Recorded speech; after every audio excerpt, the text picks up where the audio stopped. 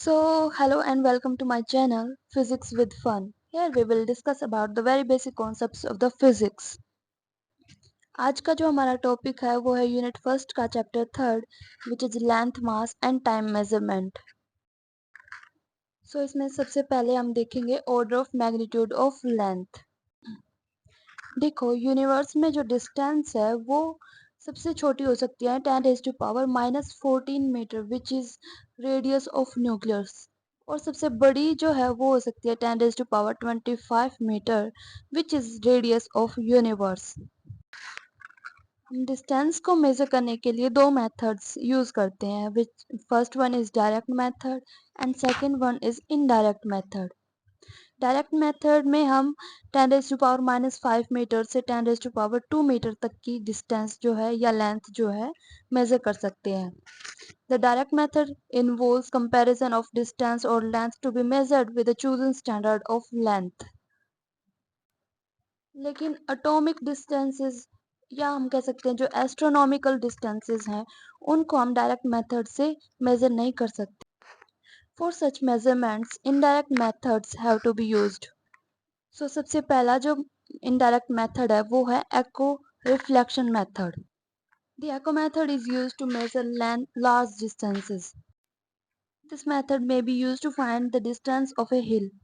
इस मेथड में हम एक तरह की वेव ऑब्जेक्ट की तरफ भेजते हैं, वो साउंड वेव भी हो सकती है और लाइट वेव भी हो सकती है। To do so, a gun is fired toward the hill and the time interval between the instant of firing the gun and the instant of hearing the echo of the gunshot is noted.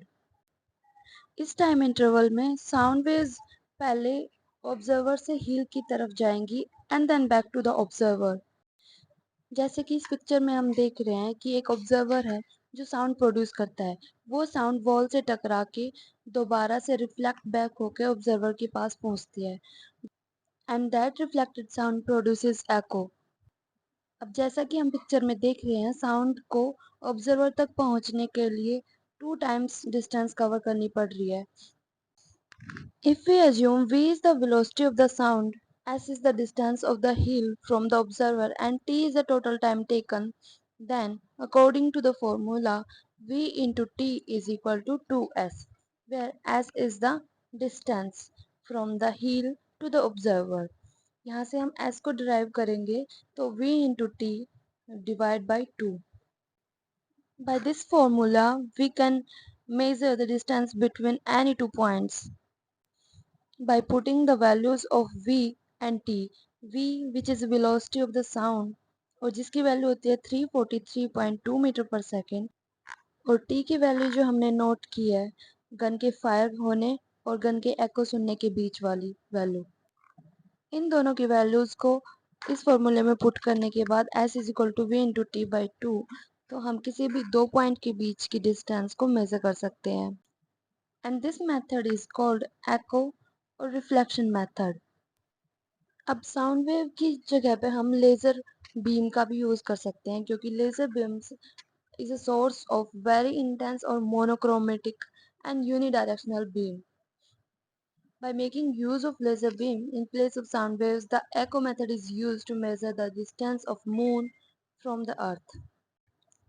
If t is the time taken by the laser beam in going to and returning from the moon, the distance of the moon from the earth is given by s is equal to c into t divided by 2, जहाँ पर c is the velocity of laser beam जो हम light की velocity के equal मानते हैं which is 3 into 10⁸ meter per second. By putting the value of c and t we can measure the distance between earth and moon by this formula. Echo method की applications की एक wide range है। इसको हम किसी metal sheet की thickness का पता लगाने के लिए भी यूज कर सकते हैं। It is the also the basic principle of radar and Sonar. So this is all about the echo method. In the next video we will discuss about the further indirect method of measuring distance, which is radar and sonar. If you like my video, please do subscribe my channel, share it with your friends and press the like button. Thanks for watching.